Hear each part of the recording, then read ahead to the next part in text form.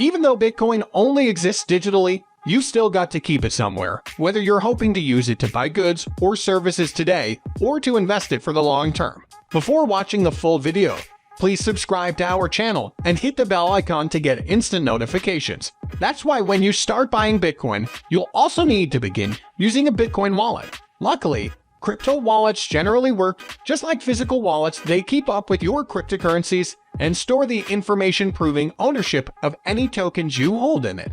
What is a Bitcoin wallet?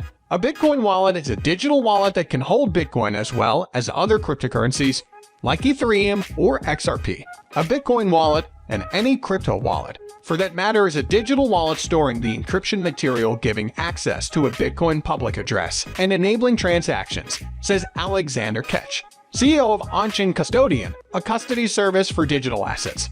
Bitcoin wallets not only hold your digital coins, but they also secure them with a unique private key that ensures that only you and anyone you give the code to can open your Bitcoin wallet. Think of it like a password on an online bank account. With a crypto wallet, you can store, send, and receive different coins and tokens. Some just support basic transactions, while others include additional features like built-in access to blockchain-based, decentralized applications commonly known as dApps. Among other things, these may allow you to loan out your cryptocurrency to earn interest on your holdings. How does a Bitcoin wallet work? Bitcoin operates on a secure digital ledger called blockchain. Using a Bitcoin wallet isn't as simple as opening a leather flap. For that reason, it may be helpful to think of a Bitcoin wallet like email, says Sarah S.H. Stillman, FinTech and Blockchain Counsel with Perkins Coie. To send an email, you must use your password to log into your account.